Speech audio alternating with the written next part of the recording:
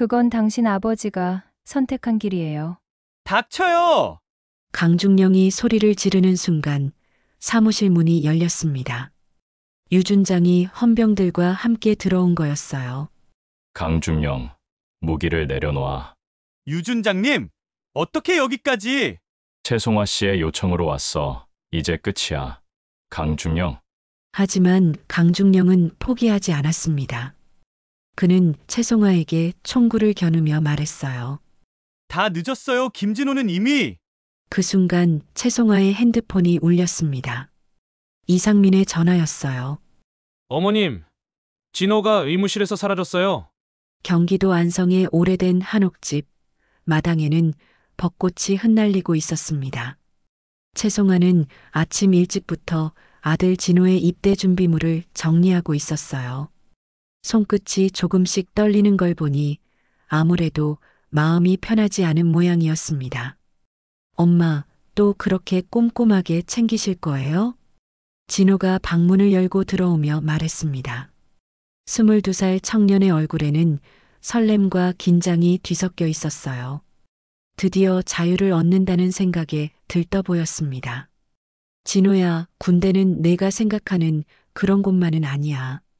최송화의 목소리에는 묘한 긴장감이 스며들어 있었습니다. 그녀의 눈빛이 순간 흔들렸지만 진호는 그것을 알아채지 못했어요.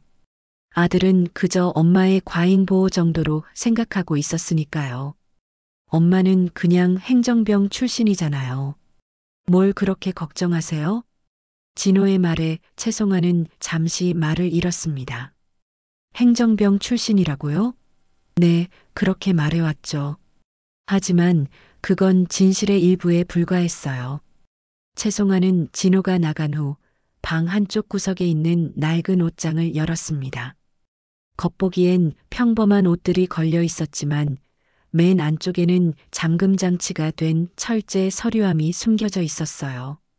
그 안에는 미군식 인식표 하나와 낡은 서류들이 보관되어 있었습니다. 인식표에는 이렇게 새겨져 있었어요. 작전명 나무그늘, 계급 중위, 소속 기무사 특임부대. 최송화는 그 인식표를 만지작거리며 깊은 한숨을 내쉬었습니다. 20해 전 남편이 실종되던 그날의 기억이 되살아났어요. 군무 중 실종이라는 공식 발표만 있었을 뿐 진짜 진실은 아무도 말해주지 않았었습니다. 그때 진호가 다시 방으로 들어왔어요. 엄마, 나 이제 엄마 그늘에서 벗어날 거야. 드디어 자유로워지는 거예요. 진호의 밝은 목소리를 들으며 최송화는 재빨리 옷장을 닫았습니다. 아들에게는 절대 보여줄 수 없는 과거였어요. 그래, 잘하고 와라. 그런데 진호야. 네. 혹시 부대에서 이상한 일이 생기면 무조건 엄마한테 연락해야 한다. 알겠지? 엄마, 왜 그러세요? 그냥 군대인데 뭐가 그렇게 걱정되세요? 최송화는 대답 대신 진호의 어깨를 토닥여 주었습니다. 아들이 모르는 게 나았어요. 적어도 지금까지는 말이죠. 다음 날 아침 진호는 입대를 위해 집을 떠났습니다. 최송화는 대문 앞에서 아들의 뒷모습을 바라보며 마음속으로 중얼거렸어요. 제발 아무 일 없기를. 하지만 그녀의 직감은 틀리지 않았습니다. 진호가 배치받을 부대는 수도방위 사령부 예하의 한 곳이었는데 그곳에는 최송화도 모르는 어둠이 도사리고 있었어요. 진호가 떠난 후 최송화는 다시 철제 서류함을 열었습니다. 그 안에는 20해 전 마지막 작전 보고서가 들어 있었어요. 바로 군 고위층의 비리를 추적하던 작전이었습니다. 그 작전 도중 남편이 실종되었고 그녀는 임신한 몸으로 급하게 은퇴해야 했었죠. 설마 아직도. 최송화는 고개를 저었습니다. 이제는 그저 평범한 어머니로 살고 싶었어요. 하지만 운명은 그녀를 그냥 내버려 두지 않을 것 같았습니다. 며칠 후 진호에게서 첫 전화가 왔어요. 엄마, 부대 생활 괜찮아요. 걱정 마세요. 하지만 진호의 목소리 어딘가에 긴장감이 느껴졌습니다. 최송아는 그것을 놓치지 않았어요. 20회간 단련된 감각이 경고음을 울리기 시작했습니다. 그날 밤 최송아는 잠들지 못하고 창밖을 바라봤습니다. 봄바람에 흔들리는 나뭇가지들을 보며 이상한 예감에 사로잡혔어요. 마치 평온했던 일상이 곧 깨질 것만 같은 느낌이었습니다. 진호가 입대한 지 일주일이 지났습니다. 수도방위 사령부 예하 제27보병연대, 겉보기엔 평범해 보이는 부대였지만 내부는 전혀 달랐어요. 야, 신병, 이리 와봐. 선임병 박상병이 진호를 불렀습니다. 진호는 급하게 뛰어가며 경례를 했어요. 박상병님, 무슨 일입니까? 아, 별거 아니야. 그냥 용돈이 좀 필요해서 말이지. 너희 신병들이 좀 도와주면 안 되겠어? 진호는 당황했습니다. 용돈이라니, 이게 무슨 말인지 이해할 수 없었어요. 하지만 주변 동기들의 표정을 보니 이미 익숙한 일인 것 같았습니다. 그게 무슨 뜻인지. 이 친구 아직도 모르네? 야, 김진호. 여기선 선임들한테 매달 10만 원씩 바치는 게 규칙이야. 모르고 있었어? 진호의 얼굴이 굳어졌습니다. 이런 일이 군대에서 벌어진다니 도저히 믿을 수 없었어요. 그런 규칙은 없는 걸로 아는데요. 박상병의 표정이 차갑게 변했습니다. 주변이 갑자기 조용해졌어요. 뭐라고? 규칙이 없다고? 네, 부당한 요구라고 생각합니다. 그 순간 박상병은 진호의 가슴팍을 밀쳤습니다. 진호는 뒤로 밀려나며 벽에 부딪혔어요. 야, 이 새끼가 지금 나한테 대들고 있는 거야? 다른 선임들도 하나둘 모여들기 시작했습니다. 진호는 본능적으로 위험을 감지했어요. 하지만 물러설 수 없었습니다. 잘못된 건 잘못된 거라고 말씀드리는 겁니다. 이 자식이 정말. 박상병이 주먹을 들어 올리려는 순간 부대 내무반에 간부가 들어왔습니다. 선임들은 재빨리 흩어졌고 진호는 혼자 서 있게 되었어요. 그날 밤 진호는 동기들과 조용히 이야기를 나눴습니다. 야, 김진호. 너 미쳤어? 선임한테 왜 그렇게 대들어? 이상민아, 이게 정상이라고 생각해? 돈을 뜯어가는 게 정상이 아니라도 어쩔 수 없잖아. 여기서 찍히면 1년 8개월 지옥이야. 진호는 한숨을 내쉬었습니다. 모든 게 잘못되어 있다는 생각이 들었어요. 며칠 후 진호는 우연히 충격적인 장면을 목격했습니다. 부대 간부인 강중령이 민간업체 관계자와 은밀한 거래를 하고 있는 모습이었어요. 봉투에 든 돈다발이 오가는 걸 똑똑히 봤습니다. 저건 뭐지? 진호는 숨어서 지켜봤습니다. 강중령의 목소리가 들려왔어요. 다음 달 급식업체 계약 확실히 해주시겠죠? 물론입니다. 중령님께서 도와주시니까요. 진호는 전율했습니다. 부대 내 비리가 이런 식으로 벌어지고 있었다니요. 다음 날 진호는 고민 끝에 부대 신고함에 익명의 신고서를 넣었습니다. 하지만 그게 화근이 되었어요. 일주일 후 강중령이 직접 진호를 불렀습니다. 김진호 일병, 이리 와봐. 진호가 들어가자 강중령의 얼굴이 차갑게 굳어 있었어요. 내가 신고함에 이상한 글을 넣었다는 얘기를 들었는데 저는 그런 적이. 거짓말하지 마. 이미 다 확인했어. 필체 감정까지 받았거든. 진호의 심장이 빠르게 뛰기 시작했습니다. 들켰다는 생각이 들었어요. 그런데 말이야, 김진호. 너 같은 애들이 가장 위험해. 부대 기강을 해치고 선임들을 모함하는 애들 말이지. 모함이 아닙니다. 제가 본 건. 닥쳐. 내가 뭘 봤다고? 증거라도 있어? 강중령은 책상 서랍에서 무언가를 꺼냈습니다.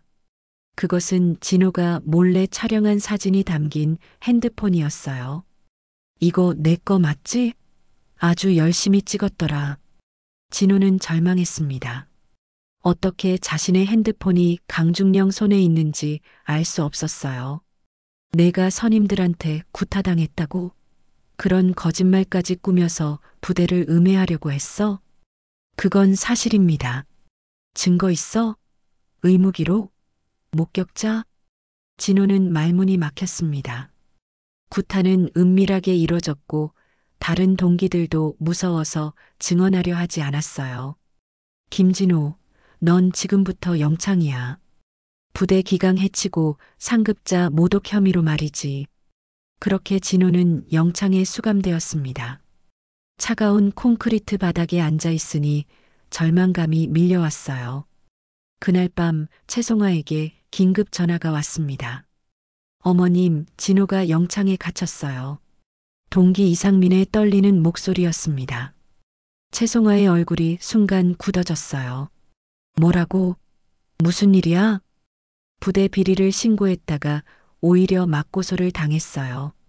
지금 영창에서. 전화를 끊은 최송아는 즉시 육군본부에 전화를 걸었습니다. 하지만 놀라운 일이 벌어졌어요. 최송아라고 하시는 분이요? 저희 시스템에서는 검색이 안 되는데요. 뭐라고요? 제가 기무사 출신이라고 했잖아요. 죄송합니다만 그런 기록이 없습니다.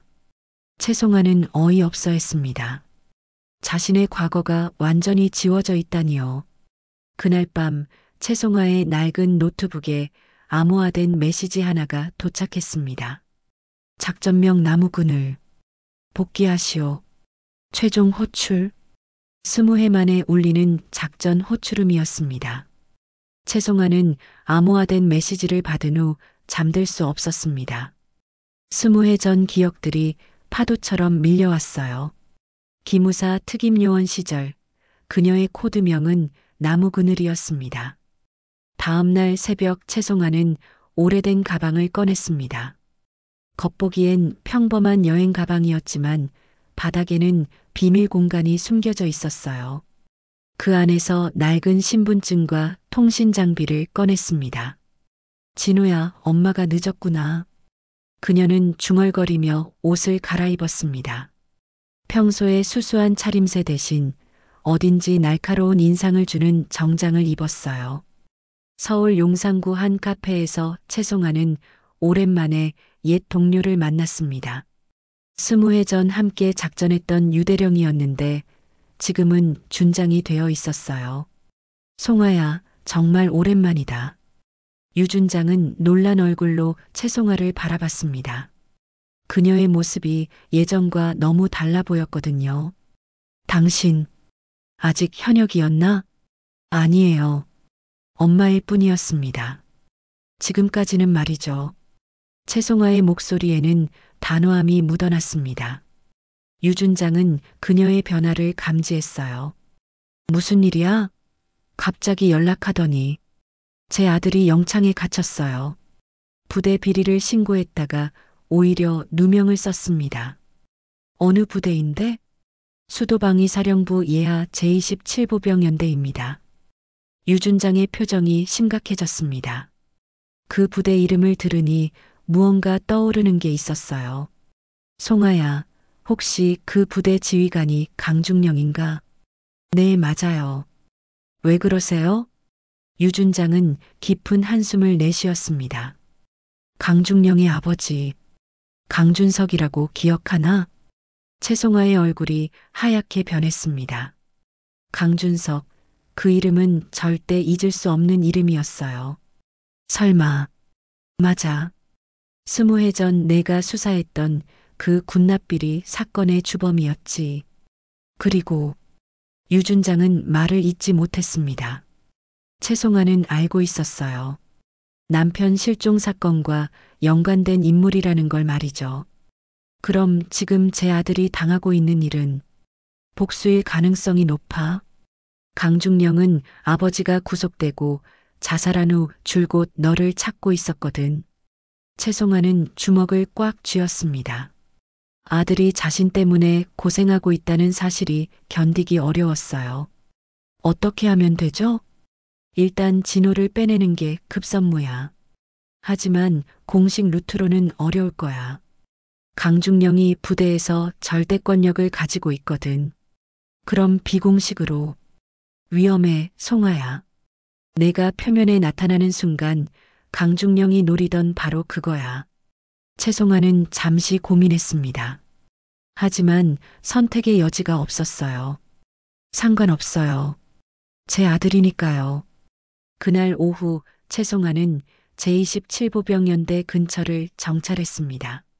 20해 전의 감각이 되살아났어요. 부대 배치, 경비 동선, 취약점들이 한눈에 들어왔습니다. 부대 앞 작은 식당에서 최송아는 아들의 동기인 이상민을 만났습니다. 이상민이라고 했지? 엄마가 왔어. 아, 어머님. 진호 어머님이시죠? 이상민은 놀라면서도 반가워했습니다. 하지만 곧 걱정스러운 표정을 지었어요. 어머님, 진호가 정말 위험해요. 강중령이 아예 작정하고 괴롭히고 있어요. 무슨 말이야? 영창에서도 계속 괴롭힘이 이어지고 있어요. 다른 수감자들을 시켜서 말이죠. 최송아의 눈빛이 차갑게 변했습니다. 구체적으로 어떤 괴롭힘인데? 잠을 못 자게 하고 밥도 제대로 안 주고, 그리고 진호가 가지고 있던 증거 자료들도 모두 압수당했어요. 증거 자료? 네, 강중령이 민간업체와 거래하는 사진들이요. 진호가 몰래 찍었던 거예요. 최송아는 마음속으로 아들을 칭찬했습니다. 제대로 된 증거를 확보했었구나. 그 자료들이 지금 어디 있는지 알아? 아마 강중령 사무실에 있을 거예요. 하지만 들어가기 불가능해요. 경비가 삼엄하거든요. 최송아는 미소를 지었습니다. 불가능하다고요? 그녀에게는 불가능이란 없었어요. 이상민아, 내가 할 일이 있어. 네. 내일 밤 10시에 부대 정문 앞에서 기다려. 그리고 다른 동기들에게도 알려줘. 진호를 구출할 거야. 어머님? 그게 무슨... 하지만 최송아는 이미 자리를 떠나고 있었습니다. 이상민은 당황한 채로 그녀의 뒷모습을 바라봤어요. 그날 밤 최송아는 옛 장비들을 점검했습니다. 통신 장비, 침투 장비, 그리고 오래된 권총 한 자루. 모든 게 완벽하게 작동했어요. 진호야, 엄마가 간다. 한편 영창에서 진호는 힘든 시간을 보내고 있었습니다.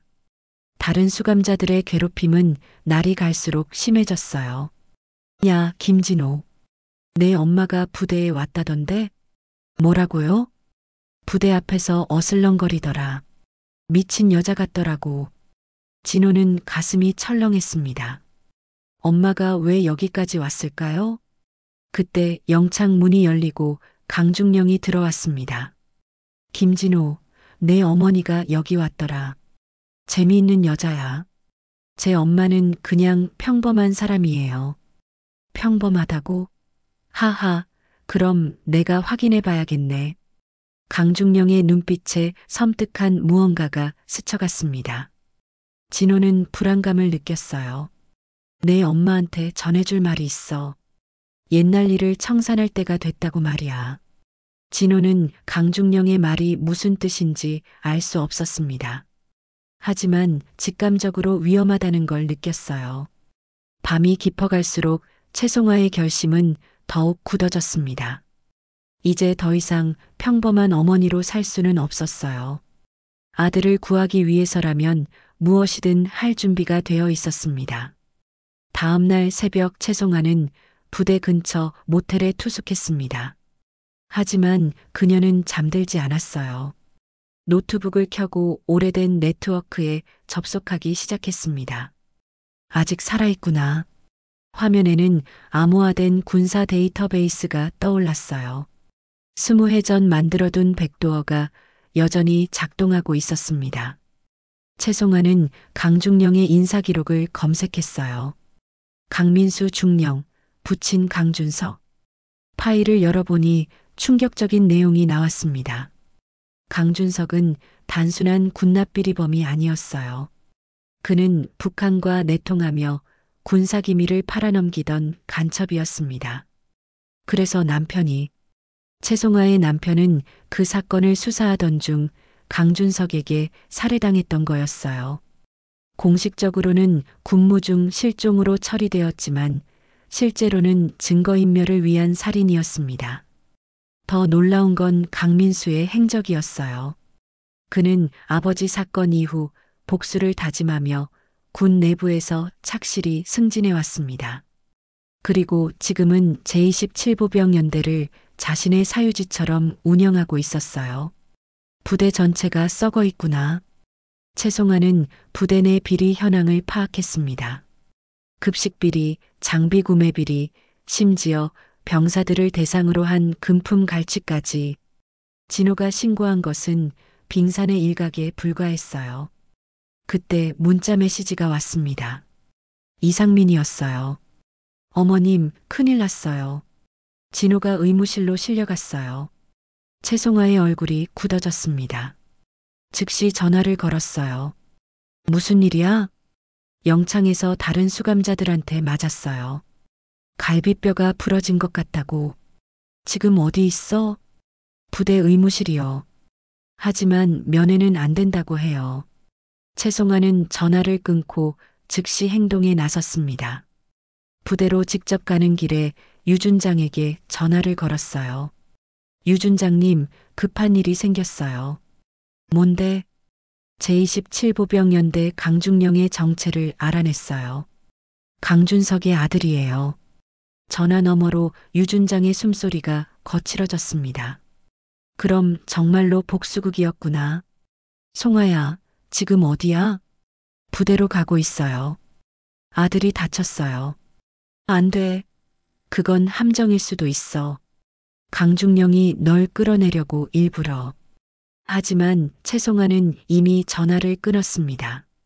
어머니의 마음에는 계산이 들어설 자리가 없었어요. 부대 정문에 도착한 최송아는 당당하게 걸어 들어갔습니다. 면회 왔습니다. 누구 면회요? 김진호 일병 어머니입니다. 경비병은 잠시 망설이더니 내부로 연락을 취했어요. 곧 강중령이 직접 나타났습니다. 어머니시군요. 반갑습니다. 강중령의 얼굴에는 섬뜩한 미소가 떠올라 있었어요. 최송아는 그 미소의 의미를 정확히 알고 있었습니다. 제 아들을 보러 왔어요. 물론이죠. 하지만 그 전에 잠시 제 사무실에서 이야기 좀 나누시죠. 굳이 그럴 필요는 아니에요. 꼭 필요한 이야기거든요. 특히 어머니의 과거에 대해서 말이죠. 최송아는 강중령을 따라 사무실로 들어갔습니다. 사무실 벽에는 각종 표창장과 함께 한 장의 오래된 사진이 걸려 있었어요. 젊은 시절의 강준석이 군복을 입고 찍은 사진이었습니다. 아버지 사진이에요. 20해 전에 돌아가셨죠. 그래서 복수하려는 거예요? 강중령은 놀란 표정을 지었습니다. 최송아가 모든 걸 알고 있다는 사실에 당황한 거였어요. 역시 기무사 출신답네요. 하지만 증거가 있나요? 증거야 충분히 있죠. 당신 아버지가 북한 간첩이었다는 것, 그리고 제 남편을 살해했다는 것까지. 강중령의 얼굴이 일그러졌습니다. 거짓말이에요. 아버지는 억울하게 죽었어요. 억울하다고요? 군사기밀을 팔아넘기고 동료를 죽인 게 억울한 일인가요? 강중령은 책상 서랍을 열고 권총을 꺼냈습니다. 최송아는 전혀 놀라지 않았어요. 지금 저를 죽이려고 하는 거예요? 당신 때문에 우리 가족이 망했어요. 아버지는 감옥에서 자살했고 어머니는 그 충격으로 돌아가셨어요. 그건 당신 아버지가 선택한 길이에요. 닥쳐요. 강중령이 소리를 지르는 순간 사무실 문이 열렸습니다. 유준장이 헌병들과 함께 들어온 거였어요. 강중령, 무기를 내려놓아. 유준장님? 어떻게 여기까지? 최송아 씨의 요청으로 왔어. 이제 끝이야, 강중령. 하지만 강중령은 포기하지 않았습니다. 그는 채송아에게 총구를 겨누며 말했어요. 다 늦었어요. 김진호는 이미. 그 순간 채송아의 핸드폰이 울렸습니다. 이상민의 전화였어요. 어머님, 진호가 의무실에서 사라졌어요. 채송아의 얼굴이 창백해졌습니다. 강중령은 승리의 미소를 지었어요. 제 부하들이 특별한 곳으로 데려갔어요. 20해 전 당신 남편이 묻힌 그곳으로 말이죠. 채송아는 그제서야 강중령의 진짜 계획을 깨달았습니다. 단순한 복수가 아니라 완전한 파멸을 원하고 있었던 거예요. 어디인지 말해요. 그러고 싶지만 이미 늦었을걸요? 유준장이 헌병들에게 신호를 보냈고 강중령은 체포되었습니다. 하지만 진호의 행방은 여전히 알 수 없었어요. 채송아는 절망했습니다. 아들을 구하려다가 오히려 더 큰 위험에 빠뜨린 건 아닐까요? 송아야, 포기하지 마. 반드시 찾아낼 거야. 하지만 시간은 흘러가고 있었고 진호의 생명은 점점 위험해지고 있었습니다. 강중령이 체포된 후 채송아는 즉시 진호의 행방을 찾기 시작했습니다. 하지만 강중령은 입을 다물고 아무 말도 하지 않았어요.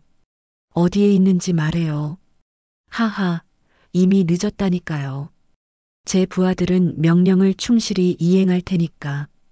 유준장이 신문을 이어갔지만 소용없었습니다. 강중령은 끝까지 버텼어요. 그때 채송아의 핸드폰에 메시지가 도착했습니다. 모르는 번호였어요. 어머니가 보고 싶으면 북한산 자락 패석산 채석장으로 오세요. 혼자 와야 합니다. 채송아는 즉시 그곳으로 향했습니다.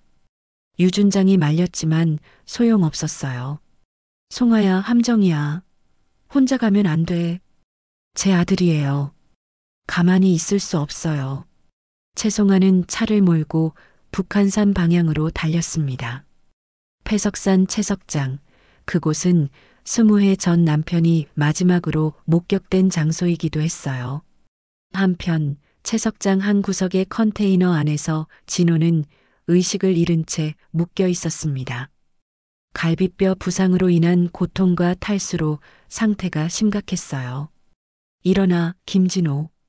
진호의 눈앞에 낯선 남자가 나타났습니다. 강중령의 부하인 김상사였어요. 여기가 어디죠? 내 아버지가 묻힌 곳이야. 곧 너도 합류하게 될 거고. 진호는 충격을 받았습니다. 아버지가 묻혔다니 무슨 말인지 이해할 수 없었어요. 제 아버지는 실종된 거예요. 죽은 게 아니라. 하하, 내 엄마가 거짓말한 거야. 내 아버지는 20해 전에 여기서 죽었어. 그때 채석장 입구로 한 대의 차가 들어왔습니다. 채송아였어요. 엄마. 진호가 소리쳤지만 컨테이너 안에서는 밖으로 들리지 않았습니다. 채송아는 차에서 내려 주변을 살펴봤어요. 황량한 채석장에는 아무도 보이지 않았습니다. 진호야, 어디 있니? 그때 뒤에서 목소리가 들렸어요. 여기 있어요. 채송아가 돌아보니 김상사가 진호를 끌고 나오고 있었습니다. 진호는 의식이 흐릿한 상태였어요. 진호. 채송아가 달려가려 하자 김상사가 진호의 목에 칼을 댔습니다. 움직이지 마세요.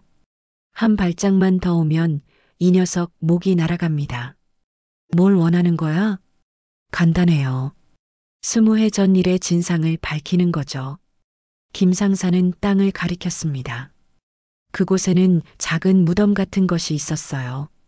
여기 당신 남편이 묻혀 있어요. 강준석 대령이 직접 묻었죠. 채송아의 다리에 힘이 빠졌습니다.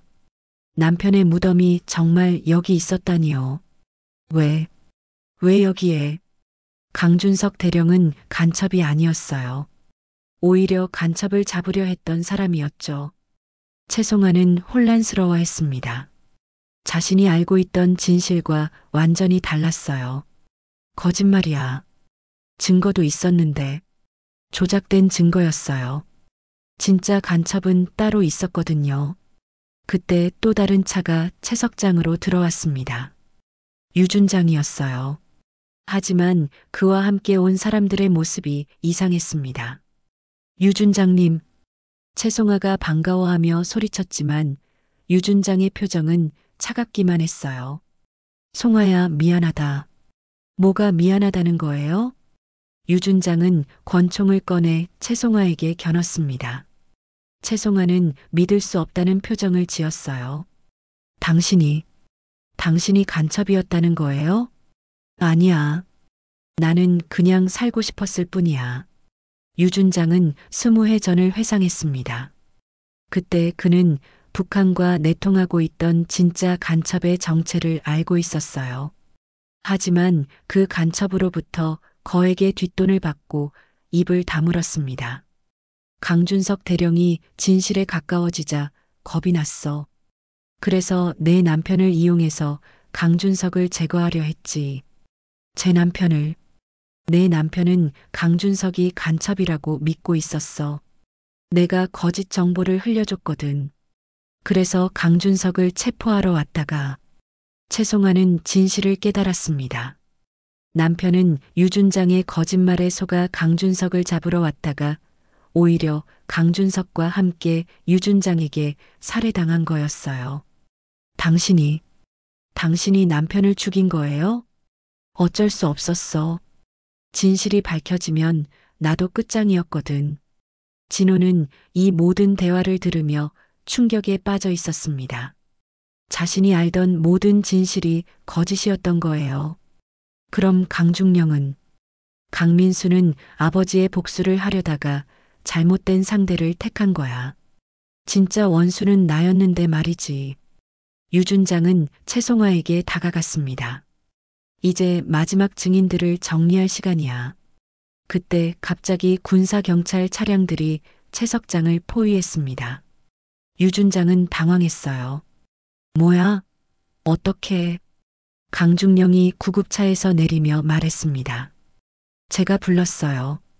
진짜 원수를 찾았거든요. 강중령은 구치소에서 모든 걸 털어놓았던 거였습니다. 아버지의 일기장에서 진실을 발견한 후였어요. 아버지는 간첩이 아니었어요. 오히려 간첩을 잡으려다가 죽임당한 거였죠. 유준장은 절망했습니다. 20해간 숨겨온 비밀이 마침내 드러난 거였어요. 송아야, 나는 이제 끝이에요. 채송아는 유준장을 향해 다가갔습니다. 하지만 그 순간 유준장이 진호를 향해 총을 겨눴어요. 다 같이 죽자. 총성이 울렸습니다. 하지만 쓰러진 건 유준장이었어요. 채송아가 먼저 발사한 거였습니다. 엄마. 진호는 처음으로 어머니의 진짜 모습을 봤습니다. 냉정하고 결단력 있는 전사의 모습이었어요. 진호야, 괜찮니? 채송아가 달려와 아들을 안았습니다. 하지만 주변에는 군사 경찰들이 둘러싸고 있었어요. 채송아 씨, 체포합니다. 무슨 죄목으로요? 불법 총기 소지와 살인 혐의입니다. 수갑이 채워지는 순간 진호는 절규했습니다. 엄마는 잘못한 게 없어요. 면회실에서 수갑 찬 어머니를 본 진호는 울음을 터뜨렸습니다. 엄마, 대체 당신은 누구예요? 진호야, 미안하다. 엄마는 아직 임무 중이었어. 그 말을 들은 진호는 분노와 혼란 속에서 어머니를 외면했습니다. 자신이 알던 엄마는 이제 존재하지 않았어요. 진호는 어머니와의 면회 후 부대로 돌아왔지만 마음은 혼란스럽기만 했습니다. 영창에서 나온 지 일주일이 지났지만 여전히 충격에서 벗어나지 못했어요. 김진호, 괜찮아? 동기 이상민이 걱정스럽게 물었습니다. 진호는 며칠째 말도 없이 지내고 있었거든요. 모르겠어. 내가 아는 엄마가 진짜 엄마가 맞는지. 그날 밤 진호는 잠들지 못하고 뒤척이고 있었습니다. 그때 선임인 박상병이 조용히 다가왔어요. 김진호, 이거 내 거야. 박상병이 건넨 건 작은 일기장이었습니다. 낡고 해진 가죽 표지에는 어머니의 이름이 적혀 있었어요. 이게 뭐예요? 내 엄마가 체포되기 전에 부대에 맡기고 간 거야. 너한테 꼭 전해달라고 했어. 진호는 떨리는 손으로 일기장을 받았습니다. 첫 페이지를 펼치자 어머니의 정성스러운 글씨가 나타났어요. 진호에게. 진호는 일기장을 읽기 시작했습니다. 1995년 3월 15일, 오늘 임신 확진을 받았다. 뱃속의 아이가 아들인지 딸인지는 모르지만 이 아이만큼은 평범하게 키우고 싶다. 더 이상 전쟁과 폭력이 없는 세상에서 자라게 해주고 싶다. 진호의 눈시울이 붉어졌습니다. 어머니가 자신을 얼마나 사랑했는지 느껴졌어요. 1995년 8월 3일, 남편이 마지막 작전에 투입된다고 했다. 위험한 임무라고 하니 걱정이 된다. 뱃속 아이의 아버지가 무사히 돌아오기를 간절히 바란다. 진호는 계속 읽어나갔습니다. 일기 속에는 아버지에 대한 이야기가 많이 나왔어요. 1995년 8월 20일 남편이 실종되었다. 마지막 연락은 진실을 발견했다는 메시지였다. 무슨 진실을 말하는 건지. 유준장은 북한 간첩과의 접촉 중 사고가 났다고 하지만 뭔가 이상하다. 진호는 깜짝 놀랐습니다. 어머니가 처음부터 유준장을 의심하고 있었던 거예요. 1995년 9월 1일 출산이 임박했다. 아이 이름을 진호라고 지었다. 진실을 지키는 호연직이라는 뜻이다. 이 아이만큼은 아버지의 뜻을 이어받아 정의로운 사람으로 자라길 바란다. 진호는 자신의 이름에 담긴 의미를 처음 알았습니다. 눈물이 흘러내렸어요.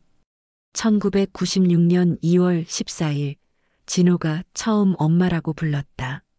세상에서 가장 아름다운 소리다. 이 아이를 지키기 위해서라면 무엇이든 할 수 있을 것 같다. 일기를 읽으면서 진호는 어머니의 마음을 이해하기 시작했습니다. 모든 엄격함과 훈육 뒤에는 깊은 사랑이 있었던 거예요. 2010년 3월 10일 진호가 중학생이 되었다. 요즘 반항기인지 엄마를 귀찮아한다. 하지만 이해한다. 아이는 자유롭게 자라야 하니까. 다만 위험한 세상에서 스스로를 지킬 수 있는 힘을 길러주고 싶을 뿐이다. 진호는 어릴 때 어머니가 왜 그렇게 체력 단련을 시켰는지 이제야 알겠었어요. 모든 게 자신을 보호하기 위한 사랑이었던 거죠. 2015년 6월 25일 진호가 고등학생이 되었다. 키도 나보다 커졌고 목소리도 굵어졌다. 이제 정말 어른이 되어가는 것 같다. 하지만 아직 세상의 어둠을 모르는 순진한 아이다. 그게 다행이기도 하고 걱정이기도 하다. 일기는 계속 이어졌습니다. 진호의 성장 과정과 함께 어머니의 마음도 변해가는 모습이 담겨 있었어요. 2017년 12월 24일 진호가 입대를 결심했다고 했다. 군대에 가면 어떤 일을 당할지 걱정이다. 하지만 막을 수는 없다. 이제 어른이니까. 다만 내가 할 수 있는 모든 것을 동원해서라도 지켜주고 싶다. 마지막 페이지에는 최근에 쓴 글이 있었습니다. 진호야, 이 글을 읽고 있다면 엄마는 아마 공경에 처해 있을 거야. 하지만 후회하지 않는다. 너를 지키는 것이 엄마의 마지막 임무니까. 엄마가 너에게 엄격했던 건 세상이 위험하다는 걸 알고 있었기 때문이야. 하지만 이제 너도 어른이 되었으니 스스로 판단할 수 있을 거야. 엄마는 항상 내 편이라는 것만 기억해줘. 진호는 일기장을 덮고 펑펑 울었습니다. 어머니에 대한 오해와 분노가 모두 사라졌어요. 이제 무엇을 해야 할지 알 것 같았습니다. 다음 날 진호는 부대 법무관을 찾아갔습니다. 법무관님, 제 어머니 사건에 대해 증언하고 싶습니다. 무슨 증언 말인가? 제 어머니는 무죄예요. 모든 건 저를 구하려고 한 일이었어요. 법무관은 진호의 진지한 표정을 보며 고개를 끄덕였습니다. 자세히 말해보게. 진호는 영창에서 겪었던 일들, 강중령의 협박, 그리고 어머니가 자신을 구하기 위해 얼마나 노력했는지 상세히 증언했어요. 한편 부대 내에서는 진호의 증언을 뒷받침할 증거들이 하나둘 나오기 시작했습니다. 다른 병사들도 용기를 내어 강중령의 비리를 증언하기 시작한 거예요. 저도 돈을 뜯겼어요. 저희도 부당한 처벌을 받았습니다. 강중령이 민간업체와 거래하는 것도 봤어요. 증언이 쌓이면서 사건의 전모가 드러나기 시작했습니다. 최송아는 피해자였고 진짜 가해자는 강중령과 유준장이었던 거예요. 그날 저녁 진호는 어머니에게 편지를 썼습니다. 엄마, 이제 모든 걸 이해했어요. 엄마가 왜 그렇게 저를 엄격하게 키웠는지, 왜 항상 걱정이 많으셨는지 알겠어요. 이제 제가 엄마를 지킬 차례예요. 엄마가 20해 동안 저를 지켜주신 것처럼 이제는 제가 엄마를 지키겠어요. 며칠 후 군사법정에서 새로운 증거들이 제출되었습니다. 유준장의 범죄가 명확히 드러났고 최송아의 행동이 정당방위였음이 인정되었어요. 진호는 법정에서 마지막 증언을 했습니다. 제 어머니는 영웅입니다. 저를 구하기 위해 20해간 숨겨온 과거를 드러내는 걸 주저하지 않았어요. 그리고 진실을 위해 싸웠습니다. 법정에는 감동이 흘렀습니다. 진호의 진심 어린 증언이 모든 사람의 마음을 움직인 거예요.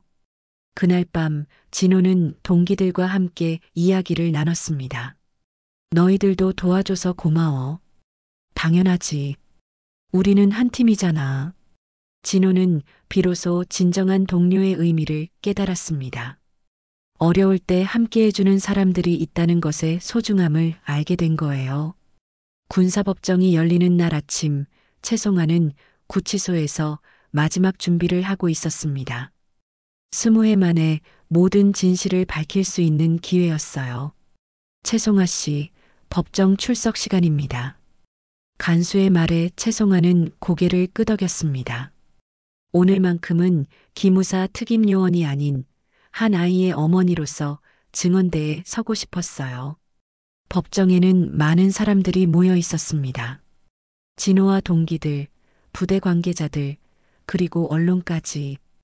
모든 이의 시선이 최송아에게 집중되었어요. 피고인 최송아, 증언대에 서시오. 최송아가 증언대에 서자 진호와 눈이 마주쳤습니다.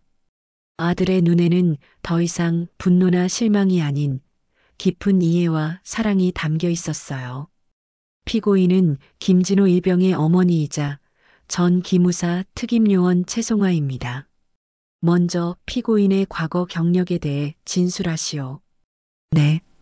저는 1990년부터 1995년까지 기무사 특임부대에서 복무했습니다. 주요 임무는 군 내부 간첩 색출과 비리 척결이었습니다. 법정이 술렁였습니다. 평범한 어머니로 알려졌던 최송아의 진짜 정체가 드러나는 순간이었어요. 그럼 유준장과는 어떤 관계였습니까? 당시 직속 상관이었습니다. 하지만 지금 생각해보면 그때부터 수상한 면이 있었어요. 최송아는 20해 전을 회상했습니다. 유준장이 어떻게 정보를 조작했는지, 어떻게 남편을 죽음으로 몰아갔는지 차근차근 설명했어요. 한편 법정 밖에서는 또 다른 작전이 진행되고 있었습니다. 최송아는 법정에 서기 전 마지막으로 비밀 임무를 수행하고 있었던 거예요. 며칠 전 구치소에서 최송아는 은밀한 방법으로 옛 동료들과 연락을 취했습니다. 아직 기무사에 남아있는 후배들이었어요. 선배님, 정말 오랜만입니다. 고생 많았어. 마지막 부탁이 있어. 무엇이든 말씀하세요. 유준장의 계좌 추적과 북한과의 연결고리를 찾아줘. 확실한 증거가 필요해. 후배들은 최송아의 요청을 받고 비밀리에 수사를 진행했습니다. 그 결과 놀라운 사실들이 드러났어요. 유준장은 20해 동안 스위스 비밀 계좌에 거액을 숨겨놓고 있었습니다. 그 돈의 출처는 북한으로부터 받은 대가였어요. 법정에 새로운 증거를 제출하겠습니다. 최송화의 변호사가 일어섰습니다. 그 순간 법정 문이 열리며 기무사 수사관들이 들어왔어요. 재판장님, 긴급 증거물을 제출합니다. 수사관이 제출한 서류들을 보며 재판장의 표정이 굳어졌습니다. 유준장의 범죄 증거들이 명확히 드러나 있었거든요. 이것은 피고인 최송화의 혐의를 완전히 뒤바꿀 증거네요. 그때 증인석에서 강중령이 일어났습니다. 그는 이미 자신의 잘못을 인정하고 진실을 밝히기로 결심한 상태였어요. 재판장님, 저도 증언하겠습니다. 강중령, 증언대에 서시오. 강중령이 증언대에 서자 법정이 조용해졌습니다. 모두가 그의 증언을 기다리고 있었어요. 저는 지난 몇 년간 복수에 눈이 멀어 있었습니다. 아버지가 억울하게 죽었다고 생각하며 최송화 씨를 원망해 왔습니다. 강중령의 목소리가 떨렸습니다. 하지만 아버지의 일기장을 발견한 후 진실을 알았습니다. 아버지는 간첩이 아니었어요. 오히려 간첩을 잡으려다가 유준장에게 살해당한 거였습니다. 법정에 충격이 흘렀습니다. 강중령이 직접 진실을 밝히고 있었거든요. 그리고 김진호 일병에게 한 모든 일들을 사죄합니다. 저의 잘못된 복수심 때문에 무고한 청년이 고생했습니다. 강중령은 진호를 향해 깊이 고개를 숙였습니다. 진호는 복잡한 심정으로 그를 바라봤어요. 이때 법정 뒤편에서 소란이 일어났습니다. 구속되어 있던 유준장이 호송되어 온 거였어요. 이 모든 게 거짓말이야. 내가 왜 간첩이라는 거야. 유준장이 발악했지만 이미 늦었습니다. 모든 증거가 그의 범죄를 입증하고 있었거든요. 유준장, 당신은 20해 전부터 북한과 내통하며 군사기밀을 넘겨왔습니다. 그리고 이를 은폐하기 위해 강준석 대령과 김중희를 살해했습니다. 재판장이 엄중한 목소리로 말했습니다. 또한 최근에는 개인적 복수를 위해 김진호 일병을 협박하고 납치했습니다. 이 모든 것이 명확한 증거로 입증되었습니다. 유준장은 완전히 무너졌습니다. 20해간 숨겨온 비밀이 모두 드러난 거였어요. 그리고 피고인 최송화의 모든 행동은 아들을 구하기 위한 정당방위였음이 인정됩니다. 재판장의 선고에 법정에서 박수가 터져나왔습니다. 최송화는 비로소 억울함을 풀 수 있었어요. 진호가 증언대로 달려갔습니다. 엄마, 진호야. 어머니와 아들이 법정에서 포옹하는 모습에 많은 사람들이 눈물을 흘렸습니다. 20해간 이어진 비극이 마침내 끝나는 순간이었어요. 이제 정말 끝났어요, 엄마. 그래, 이제 진짜 끝났다. 최송화는 아들을 안으며 마음속으로 남편에게 말했습니다. 여보, 드디어 진실이 밝혀졌어요. 이제 편히 쉬세요. 법정을 나서며 최송화는 새로운 다짐을 했습니다.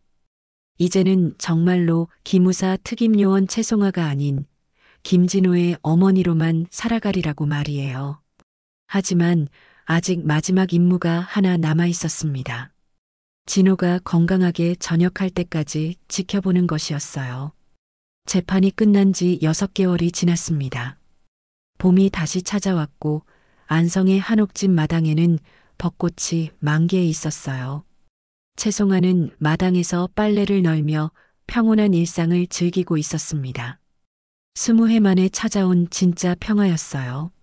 엄마, 다녀왔습니다. 대문이 열리며 진호가 들어왔습니다. 이제 제대를 한 달 앞둔 그의 얼굴에는 성숙함이 배어 있었어요. 어서 와라. 힘들지 않았니? 괜찮아요. 요즘 부대 분위기가 많이 좋아졌거든요. 강중령이 파면된 후 제27보병연대는 완전히 새로워졌습니다. 새로 부임한 김대령은 부대 개혁에 열정적이었고 병사들의 인권도 크게 개선되었어요. 그런데 엄마, 오늘 특별한 손님이 올 거예요. 손님이라니?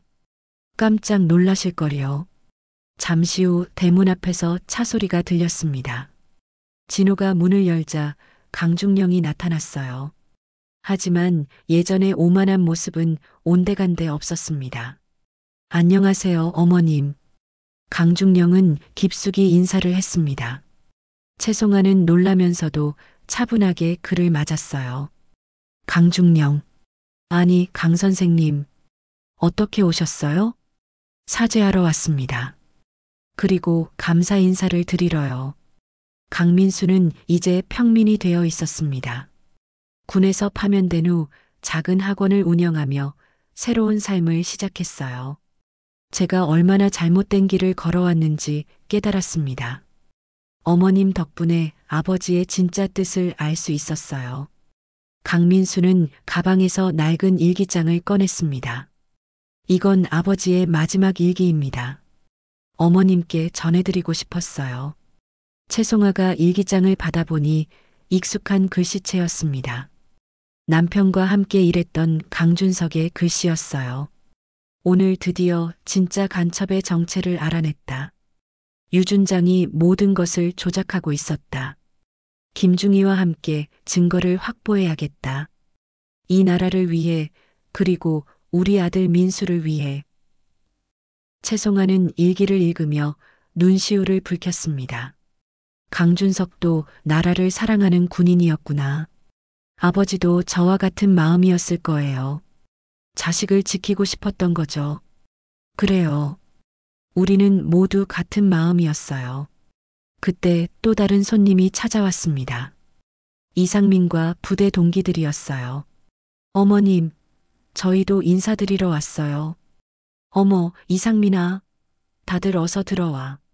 동기들은 모두 제대를 앞두고 있었습니다. 그들의 얼굴에는 희망이 가득했어요. 어머님, 진호 형 덕분에 저희 부대가 완전히 달라졌어요. 맞아요. 이제는 정말 자랑스러운 부대가 됐어요. 채송아는 아이들을 보며 뿌듯해했습니다. 진호뿐만 아니라 다른 청년들도 건강하게 자라고 있었거든요. 저녁 식사를 함께하며 모두들 이야기꽃을 피웠습니다. 강민수는 진호에게 정중히 사과했어요. 진호야, 정말 미안했다. 내가 용서해 줄 수는 없겠지만 괜찮아요. 이제는 모두 과거예요. 진호의 대답에 강민수는 감동했습니다. 이런 청년을 괴롭혔다니 정말 부끄러웠어요. 식사가 끝난 후 채송아는 혼자 마당에 나왔습니다. 벚꽃이 바람에 흩날리고 있었어요. 여보, 이제 정말 끝났어요. 채송아는 하늘을 보며 남편에게 말했습니다. 20해간의 긴 여행이 마침내 끝난 거였어요. 엄마, 진호가 뒤에서 다가왔습니다. 그의 손에는 작은 상자가 들려 있었어요. 이게 뭐니? 엄마 저녁 선물이에요. 상자를 열어보니 새로운 군번줄이 들어 있었습니다. 하지만 이번에는 다른 글자가 새겨져 있었어요. 김진호의 엄마라고 새겨져 있네? 네. 이제 엄마는 기무사 요원이 아니라 제 엄마니까요. 채송아는 웃으며 군번줄을 목에 걸었습니다. 이제 정말로 새로운 정체성을 가진 거였어요. 진호야, 고마워. 이젠 내가 지킬게, 엄마. 그럼 작전은 성공이네. 채송아는 아들을 안으며 말했습니다. 가장 중요한 작전, 아들을 지키는 작전이 마침내 성공한 거였어요. 다음 날 아침 채송아는 오래된 철제 서류함을 열었습니다. 그 안에는 옛 군번줄과 각종 증명서들이 들어 있었어요. 하나씩 꺼내며 채송아는 과거를 정리했습니다. 그리고 맨 마지막에 전역 신청서를 꺼냈어요. 작전명 나무그늘, 임무 완료. 전역을 신청합니다. 채송아는 저녁 신청서에 사인을 했습니다. 20해 늦은 저녁이었지만 가장 의미 있는 저녁이었어요. 한 달 후 진호의 저녁식이 있었습니다. 채송아는 아들의 당당한 모습을 보며 뿌듯해했어요. 김진호 일병, 전역을 축하합니다. 부대장이 진호에게 전역증을 수여했습니다. 진호는 엄마를 찾아 미소를 지었어요. 저녁식이 끝난 후 두 사람은 함께 집으로 돌아왔습니다. 마당의 복숭아 나무에는 새순이 돋아나고 있었어요. 엄마, 이제 뭘 하실 거예요? 글쎄, 정말 평범한 엄마로 살고 싶어? 저는 대학에 진학해서 법학을 공부하려고 해요. 법학이라니? 네. 정의로운 사회를 만들고 싶어요. 엄마처럼요. 채송아는 감동했습니다. 아들이 자신의 뜻을 이어받겠다고 하는 거였어요. 그날 저녁 두 사람은 마당에서 차를 마시며 이야기를 나눴습니다. 엄마, 후회하지 않으세요? 뭘? 이렇게 평범하게 사는 거요. 채송아는 잠시 생각했습니다. 화려했던 요원 시절과 지금의 평범한 일상을 비교해 보니 확실히 다른 느낌이었어요. 전혀 후회하지 않아. 이게 진짜 행복이야. 저도 그렇게 생각해요. 밤하늘에는 별들이 총총히 떠올라 있었습니다. 채송아는 별을 보며 마음속으로 다짐했어요. 이제 정말로 평범한 엄마로 살자. 더 이상 비밀도 거짓말도 없이. 며칠 후 채송아는 서랍 깊숙한 곳에서 오래된 사진 한 장을 꺼냈습니다. 남편과 함께 찍은 마지막 사진이었어요. 여보, 진호가 이렇게 훌륭하게 자랐어요. 당신도 자랑스러워할 거예요. 사진 속 남편은 여전히 밝게 웃고 있었습니다. 채송아는 사진을 가슴에 안고 눈물을 흘렸어요. 하지만 이번에는 슬픔의 눈물이 아니었습니다. 긴 여행을 마친 안도감과 새로운 시작에 대한 기대감이 담긴 눈물이었어요. 봄바람이 창문을 통해 들어와 사진을 살짝 흔들었습니다. 마치 남편이 마지막 인사를 하는 것 같았어요. 이제 정말 안녕, 여보. 채송아는 사진을 다시 서랍에 넣고 문을 닫았습니다. 과거는 과거로 남겨두고 이제는 앞만 보고 살아가리라. 마당에서는 진호가 책을 읽고 있었습니다. 법학 공부를 위한 준비였어요. 채송아는 아들을 보며 미소를 지었습니다. 진호야, 점심 먹자. 네, 엄마. 평범한 일상, 평범한 대화. 하지만 이것이야말로 채송아가 그토록 꿈꿔왔던 행복이었어요.